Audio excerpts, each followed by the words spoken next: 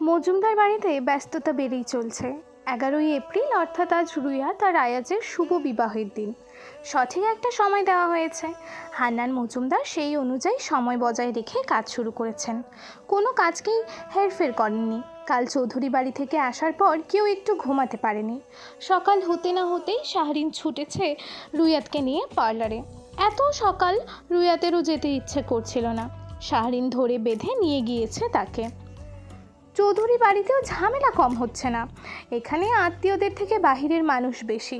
কড়া সিকিউরিটি দেওয়া হয়েছে। শুধুমাত্র যাদের কাছে কার্ড আছে তারাই ঢুকতে পারবে।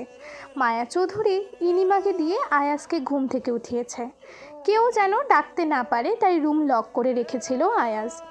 ফজলুল চৌধুরী আর আরহাম সেই সেঞ্চুরি গিয়েছেন যেখানে বিয়েটা হবে। আগের দিন রাতেই সব ডেকোরেশন কমপ্লিট করা হয়। এমপির বিয়েতে কোনো রকম ত্রুটি থাকবে না ফজলুল চৌধুরী। প্রায় 1টার সময় উঠে ফ্রেশ হয় আয়াজ। একবার ব্যালকনি থেকে ঘুরে আসে। বেডের ওপর থেকে মোবাইল নেয়, সময় দেখে নিল। আজ রুইয়াত আর সে একসাথে একই গাড়ি করে সেন্টারে যাবে। চারপাশ নীরব, তার মানে ঝড় আসার পূর্বাভাস। আর আয়াজ কখনোই চায় না তার জীবনের এমন গুরুত্বপূর্ণ একটা মোমেন্টে কোনো রকম ঝামেলা হোক। সে কোনো মতেই রুইয়াতকে নিয়ে রিস্ক নিতে চায় না। কাল যেহেতু রুইয়াতকে প্রকাশ্যে এনেছে, তার মানে শত্রুরা তো আর হাত গুটিয়ে বসে থাকবে না। বিশেষ করে ইকরামুলকে কোনো প্রকার ভরসা সে করে না। আয়াজ রুইয়াতের নাম্বারে কল দেয়। ভেবেছিল রিসিভ করবে না, বন্ধ বলবে, কিন্তু অপ্রত্যাশিতভাবে কল রিসিভ করে রুইয়াত। অস্থির কণ্ঠে আয়াজ বলে, কোথায় তুমি? বাসায়? একটু ভ্যাবা চাকা খায় রুইয়াত। অসময়ে আয়াজের কল পেয়ে একটু অবাকও হয়। না, আমি পার্লারে এসেছি। আয়াজ কিছু একটা ভাবলো, অতঃপর আবারও বলল, পার্লার থেকে বের হওয়ার সময় কল দিবে আমায়, আমি তোমায় নিতে আসবো, আর লোকেশনটা একটু পাঠিয়ে দিও। মাত্র রুইয়াত হাঁ করলো কিছু বলতে যাবে, তার আগেই কল কেটে দেয় আয়াজ। অসহায় দৃষ্টিতে চেয়ে আছে রুইয়াত। লোকটার একটু মায়া দয়া বলতে কিছুই নেই, আর সেই লোক তার ভাগ্যে জুটেছে। রুইয়াত তার মোবাইল শাহরিনের কাছে দিয়ে বলল এই পার্লারের লোকেশন আয়াজকে মেসেজ করে পাঠিয়ে দিতে। শাহরিনও তাই করলো। মেহরুবা তার ছোট ভাইকে নিয়ে পার্লারে আসে। আয়াজদের বাসা থেকে গয়না লেহেঙ্গা পাঠানো হয়েছে, সেগুলো নিয়ে এসেছে। আবার জিনিসপত্র দিয়ে বিল পেমেন্ট করে দুজনে চলে গিয়েছে। রুইয়াতের সাজ শেষ হতে হতে প্রায় 5টার মতন বেজে যায়। সেই সকালে এসেছে তারা। মূলত সব কিছু করতে করতে প্রায় 5টার মতো বাজে। রুইয়াতের সাজ সম্পূর্ণ কমপ্লিট হয়েছে।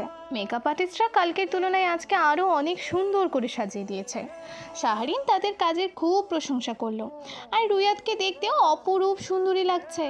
পার্লার থেকে বের হওয়ার 10 মিনিট আগেই রুইয়াত আয়াজকে কল দেয়।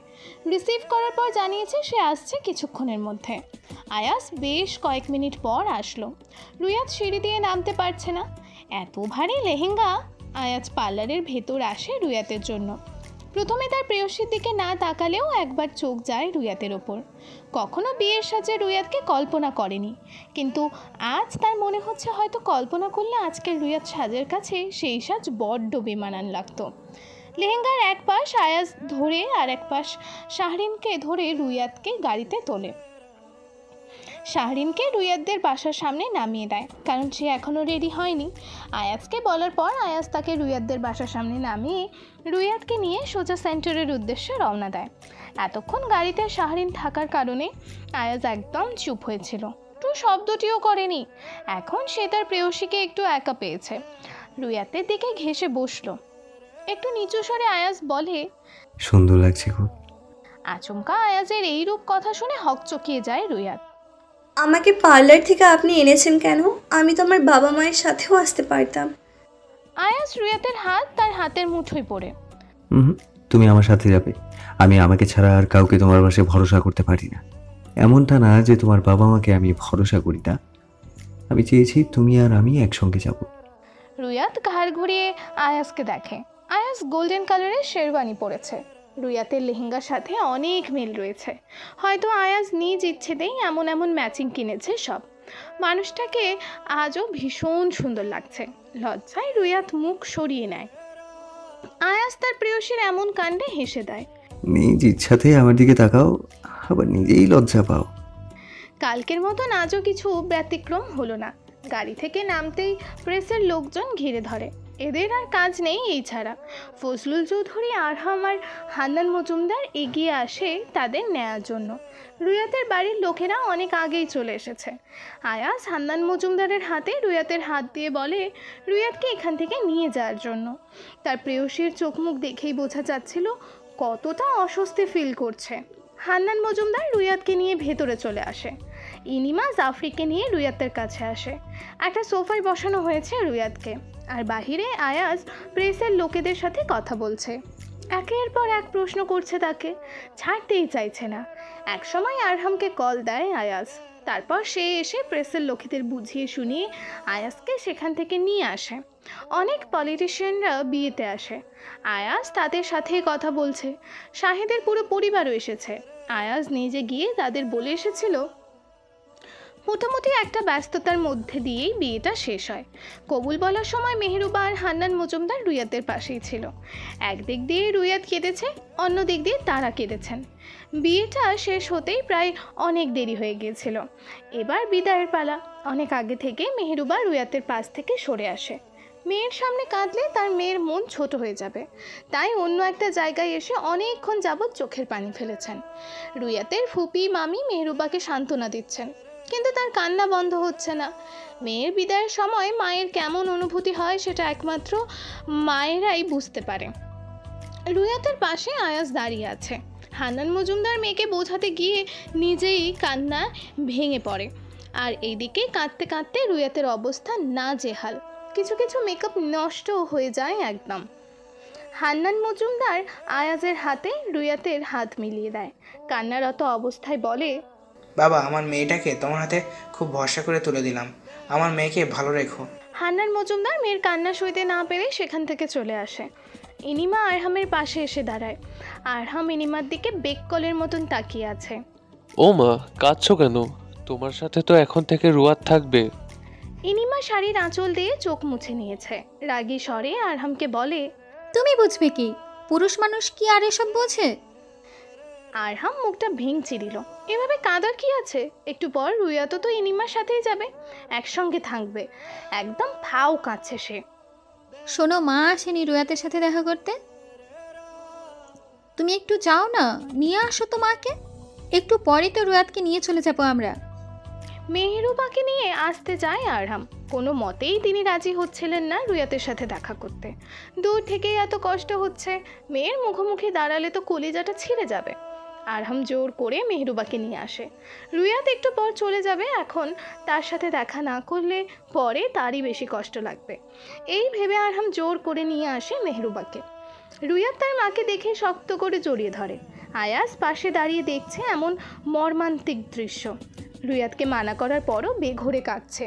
মেহেরুবা রুয়াতকে ছেড়ে আয়াসের কাঁধে হাত দিয়ে বলে, বাবা, আমার মনে হচ্ছে আমি আমার কলিজা ছেড়ে তোমার হাতে দিচ্ছি।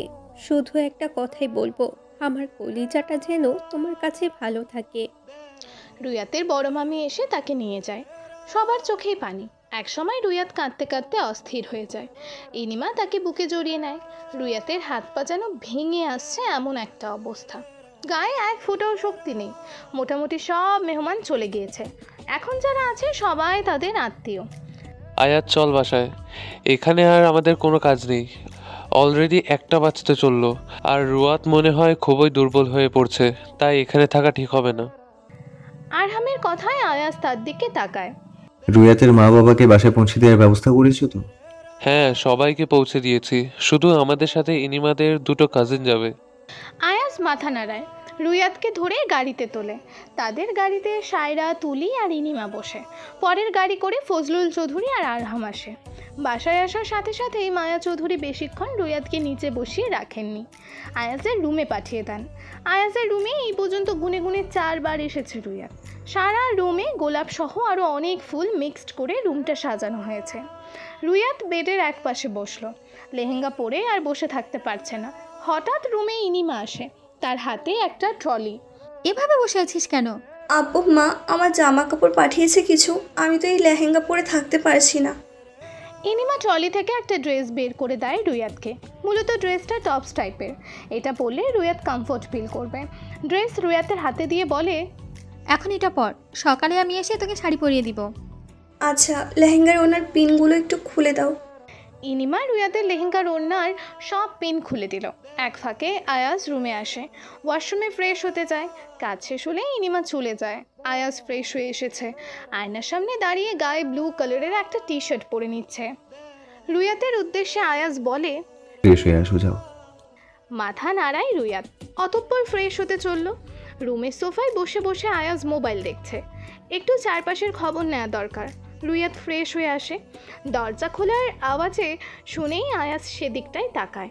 হাতে তার বিয়ের লেহেঙ্গা, ট্রলির ওপর লেহেঙ্গা রাখতেই আয়াজ একটু উচ্চস্বরে বলে উঠল। হ্যাঙ্গারে রাখো। সেখানটায় রুয়াত লেহেঙ্গা রাখে। আয়নার সামনে দাঁড়িয়ে তার গায়ে সব ভারী গহনাও খুলে ফেলে। এতক্ষণে যেন দম ফিরে এসেছে। কী যে পরিমাণ অস্বস্তি লাগছিল তার। একটু এখানে আসো তো রুয়াত, তোমার কপালে কি জানি লেগে আছে। রুয়াত আয়নায় দেখে নিজের কপাল, কিছুই নেই। কোথায় কিছু তো নেই। বিরক্তিকর শব্দ করলো আয়াজ। এদিকে আসো, আর যদি আমায় উঠাও তাহলে কিন্তু আমি তোমায় ছাড়বো না। ফোঁস করে নিঃশ্বাস ছাড়ে রুয়াত। ধীর পায়ে আগায় আয়াজের সামনে।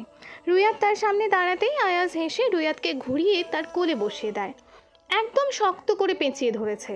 পুরো শরীর কেঁপে ওঠে রুয়াতের। আয়াজ তাকে বোকা বানালো। কাঁপা স্বরে বলে ওঠে, এটা কিন্তু ঠিক না। রুয়াতের ঘাড়ে অধর ছোঁয়ায়। 2 বছরের বেশি সময় ধরে ভালোবেসেছি, এমনি এমনি ছেড়ে দেবো নাকি? মিসেস আয়াজ তাইম চৌধুরী, পাগল হয়ে গিয়েছি আমি, পাগল হয়ে গিয়েছি। আয়াজের চুল আঁকড়ে ধরে রুয়াত, শরীর তার রীতিমতো কাঁপছে। আমায় ভালোবাসো প্রেয়সী?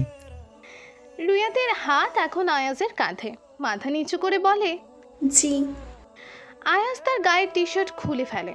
রুয়াতের চোখ বড় বড় হয়ে যায়, চোখে হাত দিয়ে ফেলে সে। তাহলে আজ কিসের বাধা? রুয়াতকে কোলে করে বেডে বসায়। সর্বাঙ্গ শরীরে আয়াজ তার অধরের ছোঁয়া দিতে ব্যস্ত। মাঝে মাঝে কামড়ের আভাস পাওয়া যাচ্ছে। একসময় রুয়াতও সাড়া দেয়। দুজন দুজনাই মত্ত। আয়াজের উন্মুক্ত বুক মিশে আছে রুয়াতের মাঝে। ভয়ঙ্কর প্রেমিকের ভয়ঙ্কর ভালোবাসা খুবই প্রখর। চোখের কার্নিস থেকে বিন্দু বিন্দু নোনা পানি গড়িয়ে রুয়াতের ঘাড়ে পড়ছে। আয়াজ এতক্ষণ ডুবেছিল রুয়াতের মাঝে। মাথা তুলে তৃপ্তির হাসি দিয়ে রুয়াতের চোখের পানি মুছে দেয়। প্রেয়সীর অধরে তার অধর ছুঁয়ে মাতাল কণ্ঠে বলে, কষ্ট হচ্ছে জান, সহ্য করে নাও। সকাল 8টা। আয়াজ ঘুম থেকে উঠেছে, বেশ কয়েক মিনিট পার হয়ে গিয়েছে, কিন্তু তার প্রেয়সী এখনো ঘুমে মগ্ন। তাকে জড়িয়ে ধরে ঘুমিয়ে আছে। আয়াজ এক হাতে তার প্রেয়সীকে আগলে রেখেছে, আরেক হাতে মোবাইল দেখছে। রুয়াতের এরকম সুখময় ঘুম আর নষ্ট করতে চায়নি, তাই সে শুয়ে আছে। আজ তার কোনো কাজ নেই, সেটা ভেবেই এখনও পর্যন্ত বিছানায় আরাম করছে। বক্ষে এমন চড়ুই পাখির ছানা গুটিসুটি মেরে শুয়ে আছে। এই ঘুম কি আর নষ্ট করতে মন চায়? এমন 2 ঘন্টা যাবৎ আয়াজ রুয়াতকে বক্ষে জড়িয়ে শুয়ে আছে। 10টা বাজতে চলল, আর শুয়ে থাকাও যাবে না। রুয়াতকে নিচ থেকে সরিয়ে একটা বালিশ দিয়ে শুইয়ে দিল। শাওয়ার নিতে চলে গেল। আয়াজের শাওয়ার নেওয়া শেষ। রুয়াতের আর ঘুম শেষ হলো না। আয়াজ একেবারে তৈরি হয়ে নিচে আসে। আরও আগে কল এসেছিল, আজ কিছু মানুষ আয়াজের বাসায় আসবে, 4-5 জনের মতন। লোকগুলো তার অফিসেরই। ফজলুল চৌধুরী আর আরহাম বসে বসে কিছু একটার হিসেব মিলাচ্ছে। আয়াজ সেদিকটায় যায়। আরহামের পাশে বসতেই আরহাম আয়াজকে চোখ মারে। আমায় মেয়ে পেয়েছো, চোখ মারছো কেন? আরহাম চোখ রাঙালো। ফজলুল চৌধুরী তার 2 ছেলের দিকেই তাকিয়ে আছে, হিসেব মেলানো বন্ধ করে। আরহাম ফিসফিস করে বলে, বাবার সামনেই বলতে হলো তোর, মান সম্মান নেই তো কিছু। ইনিমা এসে আয়াজকে 1 কাপ কফি দিয়ে যায়। দেবর সাহেব কি এখন নাস্তা করবেন নাকি আরও পরে করবেন? মাথা তুলে আয়াজ তাকায় ইনিমার দিকে। এখন দিন নাস্তা, একটু ওর বাসায় কিছু লোকজন আসবে, তাদের সাথে জরুরি কাজে ব্যস্ত হয়ে পড়বো। ইনিমা কিছু বলার আগে ফজলুল চৌধুরী বলে ওঠে। কফির কাপে চুমুক দেয় আয়াজ। না, ওনারা বাসায় আসবেন। ইনিমা আয়াজকে নাস্তা দেয়। খাবারের মাঝ সময় লোকগুলো চলে আসে, তাই পুরো খাবার না খেয়েই আয়াজ উঠে যায়। এর মধ্যে বৌভাত অনুষ্ঠানের তোড়জোড় শুরু হয়ে যায়। রুয়াত ঘুম থেকে উঠে বসে আছে। এখনও রুমে কেউ আসেনি, আর সেও রুম থেকে বের হতে পারছে না। বাহিরে চিৎকার চেঁচামেচি শোনা যাচ্ছে, অনেক মানুষের গলার আওয়াজ ভেসে আসছে। রুয়াতের অনুশোচনা হচ্ছে, এতক্ষণ যে ঘুমালো, কেউ আবার কিছু বলবে নাকি? তার শাশুড়ি মা যদি কিছু বলে? আর ঘুম থেকে ওঠার পর আয়াজকে একবারও দেখলো না। কখন যে মানুষটা উঠেছে সেই খবরও নেই রুয়াতের। ভয়ে হাত পা ঠান্ডা হয়ে আসছে।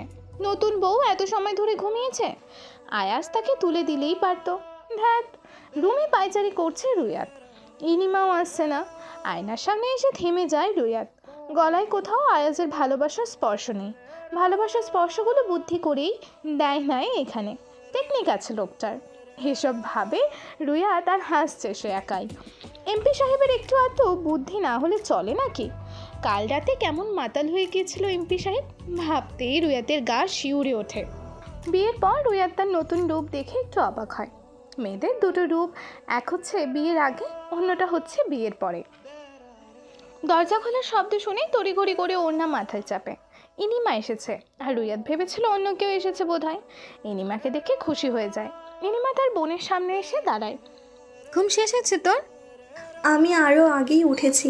তুমি না রাতে বলে বের হতে না রুম থেকে, তাই বের হইনি। আপু, কেউ কি কিছু মনে করেছে নতুন বউ এতক্ষণ ঘুমিয়েছে বলে? দুপাশে মাথা নাড়ায় ইনিমা। দূর বোকামি, কে কি মনে করবে? আর মাও বলে দিয়েছে তোকে যেন আমি পরে ডেকে তুলে, কারণ কাল তোর উপরে অনেক বড় ধকল গিয়েছে। কিভাবে কাঁদার পর দুর্বল হয়ে গেছিলি মা জানে সব। তারপরও এ বাসায় আসার পর তো দেখেছে, কেউ কিচ্ছুটু মনে করেনি। যা ফ্রেশ হয়ে আয়, আমি তোকে শাড়ি পরিয়ে দিব। আমার সাথে নিচে নামিস তুই। মাথা নাড়িয়ে ওয়াশরুমে চলে যায় রুয়াত। শাওয়ার নিয়ে বের হয়। ইনিমা প্রথমেই তার বোনের চুলগুলো হেয়ার ড্রায়ার দিয়ে শুকিয়ে দেয়, তারপর খুব সুন্দর করে শাড়ি পরিয়ে দেয়। আয়নার সামনে বসিয়েছে রুয়াতকে। ইনিমা রুয়াতের গলায় একটা স্বর্ণের নেকপিস পরিয়ে দেয়, তারপর হাতে চুড়িও পরায়। কাল এসব খুলে রেখেছিল। আপু, তোমার দেবর কোথায়? ঘুম থেকে ওঠার পর দেখিনি। ইনিমা রুয়াতের চুল বেঁধে দিচ্ছে আর উত্তর দিচ্ছে, বাসায় আছে, ওই কিছু লোকজন এসেছে, তাদের সাথে কথা বলেছে, মনে হয় জরুরি কিছু। আর শোন, আজ পার্লারে যেতে হবে না, আমি সাজিয়ে দিব তোকে, এমনি দেরি হয়ে গেছে। ছোট্ট করে উত্তর দেয় রুয়াত। আচ্ছা। রুয়াতের চুল বাঁধা শেষ হলে ইনিমা তাকে নিয়ে নিচে চলে আসে। প্রথমেই মায়া চৌধুরীর কাছে নিয়ে যায়। তিনি রান্নাঘরে ছিলেন। মহিলাদের বলেছেন কাজ কিভাবে করবে। রুয়াত ইনিমার পেছনে এসে দাঁড়ায়। মায়া চৌধুরী তাকে হাতে ধরে টেনে তার পাশে দাঁড় করিয়েছে। রুয়াতের থুতনিতে হাত রেখে বলে, কেমন আছো মা? কাল তো অসুস্থ হয়ে গিয়েছিলে, এখন ঠিক আছো তো? রুয়াত হেসে উত্তর দেয়, জি মা, ভালো আছি। মায়া চৌধুরী রুয়াতকে ছেড়ে ইনিমাকে বলে, বড় বৌমা, নাস্তা দাও রুয়াতকে, কতক্ষণ আর না খেয়ে থাকবে? ইনিমা রুয়াতের হাত ধরে নিয়ে আসে সেখান থেকে। টেবিলে নাস্তা দেয় ইনিমা। সায়রা তুলিও রুয়াতের সাথে খেতে বসলো। তারাও এখনও খায়নি। রুয়াতের খাওয়া শেষ হওয়ার পর কিছুক্ষণ মায়া চৌধুরী কাছে ছিল। ইনিমাও সেখানে দাঁড়িয়েছিল। রান্না বান্না সব বাবুর্চিরাই করবেন, তাই এটার আর ভেজাল নেই। আয়াজের কাজ শেষ হলে সে ওপরে চলে যায় আর একজনকে দিয়ে খাবার পাঠায় রুয়াতকে ওপরে যেতে। রুয়াত রুমে এসে দেখে আয়াজ পায়ের ওপর পা তুলে বসে বসে মোবাইল দেখছে।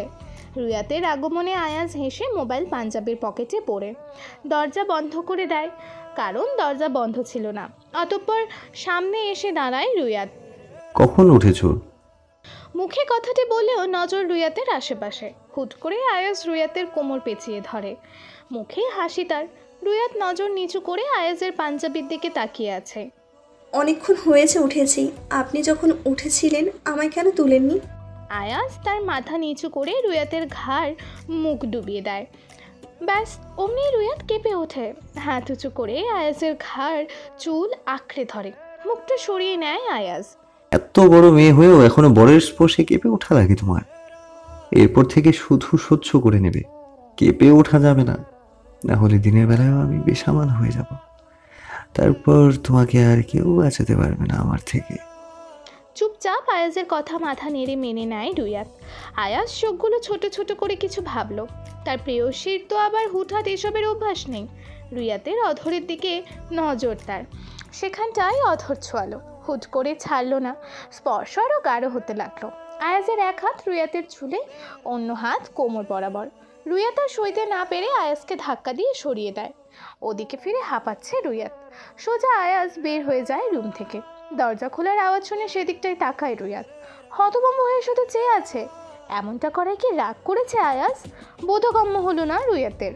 পেছন থেকে যে আয়াজকে ডাক দেবে বা তার কাছে গিয়ে দাঁড়াবে সে শক্তিটুকু যেন নেই রুইয়াতের। ইনিমা রুইয়াতকে তৈরি করে দেয়। শাড়ি পরা হতে শুরু করে মেকআপ সব কিছু ইনিমা একা হাতে হ্যান্ডেল করেছে। মাঝে মাঝে একটু সায়রা আর তুলির থেকেও হেল্প নেয়। রুইয়াতের মন একেবারে বিষণ্ণতায় ডুবে আছে। আয়াজের ওই রকম ব্যবহার, রাগ করে চলে যাওয়া একটুও সহ্য করতে পারেনি সে। আজ এখনও একটিবারের জন্য রুমে আসেনি আয়াজ। কাউকে বলতেও পারছে না কিছু, আর কাকেই বা এসব বলবে। মুখ বুজে বসে আছে রুইয়াত। ইনিমা খুব সুন্দর করে রুইয়াতকে সাজিয়ে দেয়। ইনিমার সাজ বরাবরের মতোই বড্ড সুন্দর হয়, আর রুইয়াতকেও খুব প্রিটি লাগছে। সব গহনা পরিয়ে রুইয়াতকে আয়নার সামনে দাঁড় করায়। রুইয়াতের দৃষ্টি অন্যদিকে। এসব কিছুই ভালো লাগছে না। আয়াজ রাগ করে আছে। তার রাগ ভাঙাতে পারলে একটু হলেও রুইয়াতের মনে শান্তি লাগতো। রুইয়াতকে আয়নায় দেখিয়ে ইনিমা বলে ওঠে, তোকে খুব সুন্দর লাগছে রে রুয়াত, একবার নিচের দিকে তাকিয়ে দেখ। আয়নায় রুইয়াত তাকে দেখে, সত্যিই সুন্দর লাগছে। কিন্তু আয়াজ তার সাথে রাগ করে আছে এই নিয়েই তার খারাপ লাগছে। ইনিমার কথার কোনো রকম উত্তর দিল না। আর এদিকে ইনিমা ভেবেছে তার সাজ রুইয়াতের পছন্দ হয়নি। রুইয়াতকে তার সামনে দাঁড় করায়। সাজ পছন্দ হয়নি তোর? ধ্যান ভাঙে রুইয়াতের। অনিচ্ছা থাকা সত্ত্বেও হাসে সে। না আপু, সুন্দর হয়েছে খুব। খুশি হয়ে যায় ইনিমা। রুইয়াতকে তার রুমে নিয়ে আসে। সেও রেডি হয়। মজুমদার বাড়ি থেকে সবার আসতে অনেক দেরি হয়। মেহেরুবা আর হান্নান মজুমদার রুইয়াতকে দেখেই কেটে দেয়। এই একটা দিন তারা কীভাবে যে রুইয়াতকে ছাড়া কাটিয়েছে তারা নিজেরাই জানে। এমনটা না যে তারা রুইয়াতকে ছাড়া কখনো থাকেনি। বিয়ের পর এই প্রথম ওনারা রুইয়াতকে ছাড়া কাটিয়েছে। আবেগে আপ্লুত হয়ে পড়ে। আয়াজ দূর থেকে দাঁড়িয়ে দাঁড়িয়ে দেখছে। রুইয়াত বারবার আয়াজের দিকে তাকিয়েছিল। একটু কথা বলার জন্য চাতক পাখির ন্যায় অপেক্ষা করছিল। তার সব কল্পনা জল্পনায় জল ঢেলে দিয়েছে আয়াজ। একটিবারের জন্য চোখাচোখি হলে দৃষ্টি সরিয়ে নিত। দূরে দূরে থেকেছে সে। মেহরুবা অনেক বলেছে আয়াজকে তাদের সাথে যেতে। আয়াজ না করে দিয়েছে, সে যাবে না। শুধুমাত্র হান্নান মজুমদার আর মায়া চৌধুরী জানেন আয়াজ পরে যাবে, কিন্তু সবার সামনে বলছে সে যাবে না।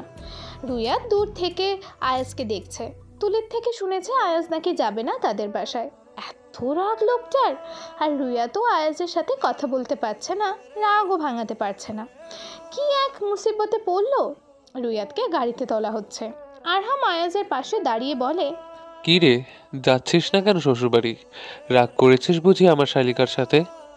রুইয়াত গাড়িতে উঠছে সেদিকটায় চেয়ে আয়াজ। আমি কি একবার বলেছি আমি রাগ করে শ্বশুর বাড়ি যাচ্ছি না? তাহলে যাচ্ছিস না কেন সেটা বল।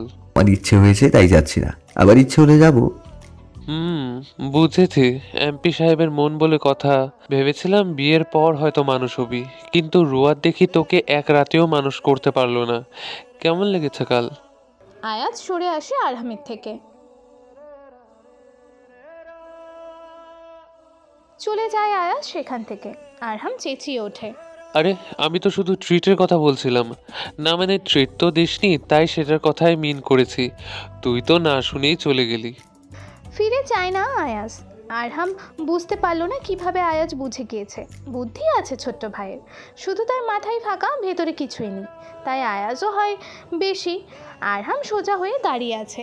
আয়াজকে স্যালুট দিতে মন যায় মাঝে মধ্যেই। জাফরি অসুস্থ থাকায় ইনিমা আসেনি আর রুইয়াতের সাথে। জ্বরে মেয়েটাকে কাবু করে ফেলেছে, এজন্য ইনিমা আর আসেনি। মায়া চৌধুরী বলেছেন যাওয়ার জন্য, কিন্তু ইনিমা আসতে রাজি হয়নি। রুইয়াতের ভীষণ খারাপ লাগছে আয়াজের জন্য। এমন কষ্ট যেন আর কখনো হয়নি তার। তাও বাসায় এসে দিব্যি হাসি খুশি রয়েছে। সবার সাথে কথা বলছে, হাসছে। এসব কষ্ট গোপন থাকুক শুধু। রুইয়াত ফ্রেশ হয়ে তার নানুর কাছে যায়। হিসেবে রুইয়াতের নানুর বয়স কম, কিন্তু তিনিই অসুস্থ। আর রুইয়াতের নানা আমজাদ আলী নিজেকে স্ট্রং ম্যান বলে দাবি করেছে। আমজাদ আলী তার স্ত্রীর থেকে খুব ভালো আছে। অনেকক্ষণ রুইয়াত তার নানার আর নানুর খুনসুটি দেখল। মেহেরুবা রাতের খাবার খাইয়ে দেয় রুইয়াতকে। নিচে সবাই বসে আড্ডা দিচ্ছে। হান্নান মজুমদার আর রুইয়াতের দুই মামির সাথে লুডো খেলায় হাড্ডাহাড্ডির লড়াই চলছে। রুইয়াত কিছু সময় ওখানেই বসেছিল, তারপর উপরে চলে আসে। রুমে একা একা শুয়ে আছে রুইয়াত। কয়েকবার আয়াজকে কল দেওয়ার চেষ্টা করেছে, কিন্তু আয়াজ প্রত্যেকবার কল কেটে দিয়েছে। এখন মোবাইল বন্ধ বলছে। তাও রুয়াত কল দিয়েই যাচ্ছে। একসময় রুয়াত কল দেওয়া বন্ধ করে দেয়, ঘুমিয়েও গিয়েছে সে। অনেক রাত হয়ে গিয়েছে। আয়াজ রুয়াতের ঘুমন্ত মুখের দিকে তাকিয়ে আছে। রূপবতী তরুণী তার প্রেয়সী। আয়াজ নিঃশব্দে হাসে। এখন থেকে কোনো মতেই তার জানটাকে ছাড়া থাকতে পারবে না সে। আয়াজ একটু ঝুঁকে আসে। মুখের ওপর কারো গরম নিঃশ্বাস পড়তে ভরকে যায় রুয়াত। চোখ খুলে দেখে আয়াজ তার দুপাশে হাত রেখে ঝুঁকে বসে আছে। রুয়াতের চোখগুলো বড় বড় হয়ে আসে। সে কি স্বপ্ন দেখছে নাকি? তড়িঘড়ি করে উঠে বসে। তৎক্ষণাৎ আবারও আয়াজকে শক্ত করে জড়িয়ে ধরে। অস্থির কণ্ঠে বলে, আপনি সত্যি এসেছেন? আমার বিশ্বাস হচ্ছে না কেন। রুয়াতের পিঠে হাত রাখে আয়াজ। জড়িয়ে ধরে আছো অথচ বিশ্বাস করতে পারছো না। আয়াজের বক্ষ থেকে মুখটা সরিয়ে আনে, কিন্তু আগের মতোই হাত দুটো দ্বারা জড়িয়ে ধরে আয়াজকে। এক হাত আয়াজের গালে রাখে। রাগ করেছেন আমার ওপর? আয়াজ হাসে। প্রশ্নই ওঠে না রাগ করার।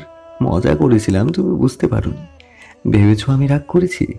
রুয়াত আস্তে করে থাপ্পড় দেয় আয়াজের বক্ষে। আমি কষ্ট পেয়েছি অনেক। ভ্রু কুচকায় আয়াজ। কালকের থেকেও বেশি।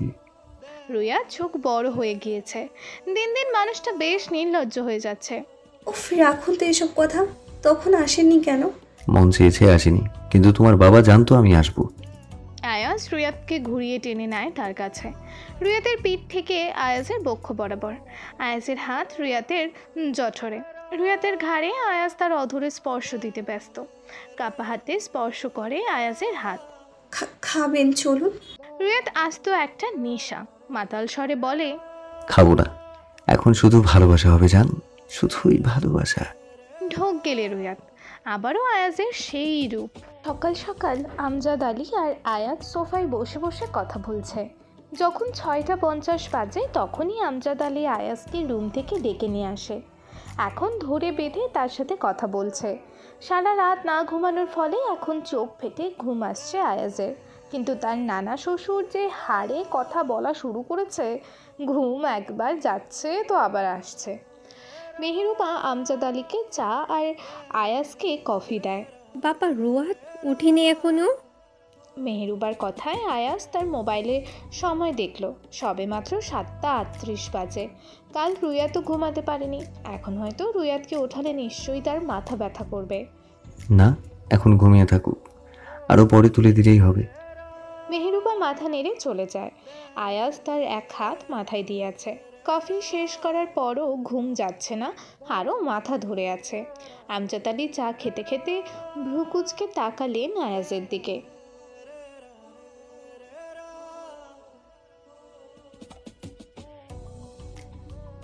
এভাবে আর বসে থাকতে ভালো লাগছে না আয়াজের। তখন না উঠলেই হতো, এখন বউকে বুকে জড়িয়ে ঘুমাতে তো পারতো। আপনি তো স্ট্রং ম্যান, তা দেখেই বোঝা যায়। আমজাদ আলী একটু মুচকি হাসলেন। এসব বললে তার কাছে খুব ভালো লাগে, কিন্তু অনবরত কথা বললেই চলেছেন। আয়াজ চুপচাপ শুনে যাচ্ছে।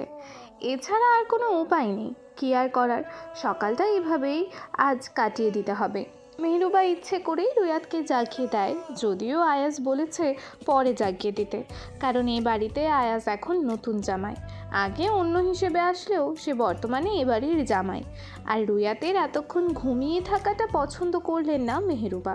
আয়াজকে বলা হয়েছে নাস্তা করার জন্য, কিন্তু সে এখন করবে না। রুয়াত ঘুম থেকে উঠলে তারপর করবে। আর এজন্য হান্নান মজুমদারও নতুন জামাইকে ফেলে রেখে আর নাস্তাটি করেননি। তিনিও বসে আছেন। তাই মেহরুবা রুয়াতকে ঘুম থেকে তুলে দেয়। রুয়াত তাড়াতাড়ি করে ফ্রেশ হয়ে নিচে আসে। আয়াজ যে কেন তাকে ঘুম থেকে তুলে দেয় না সেটার হিসেব বুঝছে না রুয়াত। মেহরুবা রুয়াতের হাতে সব নাস্তা টেবিলে এনে রাখে। আয়াজ মাঝে মধ্যে তার বউকে আর চোখে দেখে। এখন একদম গিন্নি মনে হচ্ছে প্রেয়সীকে। টেবিলে সব খাবার রাখার পর রুয়াত উচ্চস্বরে বলে, আপনারা খেতে আসুন। হান্নান মজুমদার আয়াজের হাত ধরে নিয়ে যায়। মেহরুবা অনেকক্ষণ যাবৎ রুয়াতকে বলছে তাদের সাথে বসে নাস্তা করতে, কিন্তু প্রতিবারই রুয়াত বলেছে সে পরে খাবে। আয়াজ শেষের বারের সময় চোখ রাঙায় রুয়াতকে। ব্যাস, আর কি চায়? কোনো রকম কথা ছাড়াই রুয়াত খেতে বসে পড়ে। মেহরুবা তার মেয়েকে জড়িয়ে ধরে কাঁদছেন। তার পাশেই সবাই দাঁড়িয়ে আছে। আয়াজ গিয়ে গাড়িতে উঠে বসেছে। সবার একটা আবদার ছিল আয়াজ আর রুয়াত যেন দুপুরে খেয়ে যায়। কিন্তু আয়াজ কোনো মতেই রাজি হয়নি। টানা 2 দিন সে তার কাজ থেকে দূরে ছিল। এখন আর এভাবে বসে থাকতে পারবে না, প্রচুর কাজ জমা হয়ে আছে। গাড়িতে বসে আয়াজ অপেক্ষা করছে রুয়াতের জন্য। মেজাজ খারাপ হচ্ছে, আর এই মেয়েরও চোখের পানি শেষ হয় না। বিয়ের দিন এত কেঁদেছে, তার উপর এখন আবারও কাঁদছে। রুয়াত আসলে কত কাঁদতে পারে সেটাই ভাবছে আয়াজ। হান্নান মজুমদার রুয়াতকে নিয়ে আসে। রুয়াত গাড়িতে ওঠার পরপরই আয়াজ সবার থেকে বিদায় নিয়ে গাড়ি স্টার্ট দেয়। অলমোস্ট তার প্রেয়সী 1 ঘন্টা লেট করে ফেলেছে। ওড়না দিয়ে চোখ বারবার মুছে যাচ্ছে রুয়াত। কাঁদার কোনো শব্দ হচ্ছে না, তাও বিরক্ত লাগছে আয়াজের। কাঁদছো কিসের জন্য? তুমি জানো না আমি সহ্য করতে পারি না। আয়াজের দিকে তাকায় রুয়াত। আয়াজ ও তার দিকে তাকিয়ে আছে, মুখে কোনো উত্তর দিচ্ছে না রুয়াত। সে কিভাবে আয়াজকে তার মনের কষ্ট বোঝাবে? আদৌ কি আয়াজ বুঝবে? মুখটা ঘুরিয়ে রুয়াত সিটে হেলান দিয়ে বসেছে। ভ্রুকুচকে চেয়ে আছে আয়াজ। এমনটা মোটেও সহ্য হচ্ছে না। প্রেয়সীর ওপর ঝুঁকে আসে, ঘাড়ের চুলগুলো সরিয়ে সেখানে অধর কাটে। মুহূর্তেই ব্যথায় কুকিয়ে ওঠে, সেখানটায় হাত চেপে ধরে রুয়াত। ব্যথা পেয়েছি না আমি? আবারও গাড়ি স্টার্ট দেয় আয়াজ, নজর তার সামনের দিকে। তবুও গম্ভীর স্বরে বলে, ব্যথা পাওয়ার জন্যই দিয়েছি, আমার সাথে এমন করার শাস্তি এটা। অবাক হয়ে রুয়াত শুধু চেয়ে আছে আয়াজের দিকে। তার প্রশ্নের উত্তর না দেওয়ায় এমন করেছে। আর সে যে কাল রুয়াতকে এতবার ইগনোর করেছে সেটা। রাগে মুখ সরিয়ে নেয় রুয়াত। মানুষটাকে কিছু বলার ভাষা নেই। আয়াজের ইগনোরের পরেও তো তার পাগলামোতে সাড়া দিয়েছে, আর আজ সে এমন করছে। মোবাইলে কথা বলছে আয়াজ, পাশে বসা মেয়েটির দিকে তাকাচ্ছে বারবার, কিন্তু তার সেদিকে খেয়াল নেই। বাহিরের দিকে দৃষ্টি তার। রুয়াতকে বাসার সামনে নামিয়েই আয়াজ আবারও বেরিয়ে পড়ে।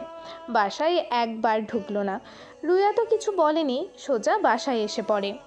রুয়াত মায়া চৌধুরীর রুমে যায় প্রথমেই। আজ বাসায় কেউ নেই বললেই চলে। ফজলুল চৌধুরী আর আরহামও বাসায় নেই, যে যার কাজে ব্যস্ত। মায়া চৌধুরী একা একা রুমে শুয়ে আছে। রুয়াত বাহির থেকে দরজায় হালকা আওয়াজ করে বলে, মা আসবো? রুয়াতের কণ্ঠস্বর চিনতে ভুল করলেন না মায়া চৌধুরী। আসো রুয়াত। শাড়ির আঁচল মাথায় দেয় রুয়াত, অতঃপর রুমে প্রবেশ করে। মায়া চৌধুরী ইশারা করলেন রুয়াতকে তার পাশে বসার জন্য। আয়াজ আসেনি মা? রুয়াত দুপাশে মাথা নাড়ায়।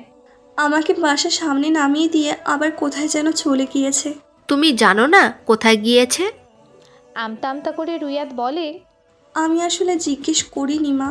ও আচ্ছা, মনে হয় একদম সরাসরি আমার সাথে দেখা করতে এসেছো। এখনো ফ্রেশও হওনি বোধ হয়। যাও ফ্রেশ হয়ে আসো। আর শোনো, এখানে শাড়ি পরা লাগবে না, তোমার যেটাতে ভালো লাগবে তুমি ওটাই পরো। আমি ইনিমার রুমে যাচ্ছি, তুমি চেঞ্জ করে ওখানে এসো। রুয়াত মুচকি হেসে মাথা নাড়ায়। তারপর আয়াজ আর তার রুমের উদ্দেশ্যে রওনা হয়। ফ্রেশ হয়ে নেয়, শাড়ি চেঞ্জ করে একটা 3 পিস পরে নেয়। শাড়ি পরে হাঁটাচলা করতে ভীষণ কষ্ট হয়ে যায়। জাফরির জ্বর 1 বিন্দুও কমেনি। ডক্টর দেখানো মেডিসিন দিয়েছে, তারপরও জ্বর কমছে না। এটা মূলত ভাইরাস জ্বর, একটু সময় লাগবে সারতে। মায়া চৌধুরী ইনিমাকে সান্ত্বনা দিচ্ছে। সে কতক্ষণ ধরে জাফরির জন্য কেঁদেই চলেছে। মেয়ের এমন অসুখ প্রথমবার হয়েছে। অনেক বেশি নার্ভাস ইনিমা, চেয়েও নিজেকে শক্ত করে রাখতে পারছে না। কাল রাত থেকে জাফরি কোনো কথা বলছে না, কাঁদলেও আওয়াজ করছে না, শুধু চোখ দিয়ে পানি পড়ছে। ইনিমা মা হয়ে মেয়ের এমন কষ্ট সইতে পারছে না। রুয়াত ইনিমার কাঁধে হাত দিয়ে দাঁড়ায়। সেও যেভাবে পারছে সেভাবেই বোঝাচ্ছে ইনিমাকে। মায়া চৌধুরী একসময় আরহামকে কল দেয়। শাশুড়ি মায়ের থেকে কিছুই শেখনি? আরহামের এরূপ কথায় রক্তিম চোখে ইনিমা তাকায় তার দিকে। মন মেজাজ খারাপ মেয়ের এমন অসুস্থতায়, আর এইদিকে বাবা হয়ে আরহাম উল্টোপাল্টা কথা বলছে। তুমি রুম থেকে বের হও। কে বলেছে আসতে এখানে? তোমার কি কোনো চিন্তা আছে আমার মেয়েকে নিয়ে? কিসের বাবা হয়েছো তুমি? খালি উল্টাপাল্টা কথাই বলতে পারো, কাজের কাজ তো কিছুই পারো না। ইনিমার কথায় ভ্যাবাচাকা খেয়ে গেল আরহাম। সে তো একটা যুক্তিসঙ্গত কথা বলতে নিয়েছিল, কিন্তু বলার আগেই তো চুপ করিয়ে দিল তার বউ। না মানে ওই দিন দেখলে না, রুয়াত কষ্ট পাবে বলে তোমার মা দূরে গিয়ে কেঁদেছে। এখন যে তুমি কাঁদছো, দেখো আমার মেয়ে কিভাবে তাকিয়ে তাকিয়ে দেখছে, তারও তো খারাপ লাগছে বলো। ইনিমা একদম চুপ হয়ে গিয়েছে। আরহাম গলা দিয়ে দুবার আওয়াজ করলো। মায়া চৌধুরীর কল পেয়ে তাড়াতাড়ি করে ছুটে আসে তার অফিস বাদ দিয়ে। এসেই দেখছে ইনিমা কাঁদছে। আরহাম রুম থেকে বের হয়ে আসে। জাফরিকে বুকে জড়িয়ে আধা শোয়া হয়ে শুয়ে আছে ইনিমা। রাত 11টায় আয়াজ বাসায় আসে। ঘামে পুরো পাঞ্জাবি ভিজে একাকার। আরহাম, মায়া চৌধুরী আর ফজলুল চৌধুরী বসে বসে কথা বলছে। চারপাশে তাকিয়ে দেখে রুইয়াত এখানে নেই। সোজা তার রুমে চলে যায়। শাওয়ার নিয়ে বের হয়। রুইয়াত আয়নার সামনে দাঁড়িয়ে আছে। আয়াজের চুল থেকে টুপটুপ করে পানি পড়ছে। আয়াজ চুলের পানি মুছল না। রুইয়াতের হাতের কবজি ধরে তার কাছে নিয়ে আসে। ভ্রুকুচকে রুইয়াত আয়াজের দিকে তাকিয়ে আছে। সকালের ব্যবহার কিন্তু এখনো ভোলেনি। তোমার ওড়না দিয়ে পানি মুছে নাও। রুইয়াত আয়াজের হাত সরিয়ে দেয়। পারবো না, আপনার কাজ আপনি নিজেই করুন। বুকে হাত গুজে সোজা হয়ে দাঁড়ায়। তাচ্ছিল্য হাসি দেয়। পরক্ষণেই হেসে রুইয়াতের কোমর জড়িয়ে ধরে। রুইয়াত চোখ বড় বড় করে তাকিয়ে আছে। মুহূর্তের মধ্যেই কিভাবে আয়াজ তার রূপ পাল্টে ফেলছে। রুইয়াতের গলায় আয়াজ তার ভেজা চুল সমেত মাথাটা সেখানেই রাখলো। বউ থাকতে আবার কিসের নিজের কাজ নিজে করব? তুমি আছো কি করতে তাহলে? এত বেশি রাগ করো না, এতে বিপরীত হবে জান। বাধ্য হয়েই রুইয়াত তার ওড়না দিয়ে আয়াজের চুলের পানি মুছে দেয়। আলমিরা থেকে আয়াজকে একটা টি শার্ট বের করে দেয়। শুনুন, জাফরিনা অনেক অসুস্থ, চলুন আগে ওকে দেখে আসবেন, তারপর আমি খাবার বেড়ে দিব আপনাকে। মাথা নেড়ে আয়াজ রুইয়াতের হাত ধরে ইনিমার রুমে যায়। ইনিমার চোখ ফুলে আছে। টানা কতক্ষণ কাঁদার পর এমন হয়েছে। রুমে জাফরি আর ইনিমা ছাড়া কেউই ছিল না। জাফরিকে কোলে নিয়ে ইনিমা রুমে পায়চারি করছে। আয়াজ রুইয়াতের হাত ছেড়ে জাফরিকে কোলে নেয়। মুখটা একদম ফ্যাকাশে হয়ে গিয়েছে জাফরির এমন অবস্থা দেখে। দু বোনের কি সারাদিন কাদার অভ্যেস আছে নাকি? একজন তো পারে কেঁদে কেঁদে চোখের পানি শুকিয়ে ফেলতে। এখন কি আপনিও সেই তালিকায় নাম দিয়েছেন নাকি? রুইয়াত ইনিমা একসঙ্গে আয়াজের দিকে তাকায়। আয়াজ জাফরিকে আদর করতে ব্যস্ত। ইনিমা রুইয়াতের কাঁধে হাত দিয়ে বলে, আমরা বোন, আমাদের মধ্যে একটু আধটু মিল থাকবেই। ইনিমার বলা কথায় আয়াজ রুইয়াতের দিকে তাকায়। কিছুক্ষণ জাফরিকে আদর করার পর ইনিমার কোলে দিয়ে বের হয়ে আসে রুম থেকে। রুইয়াত সবাইকে রাতের খাবার বেড়ে দেয়।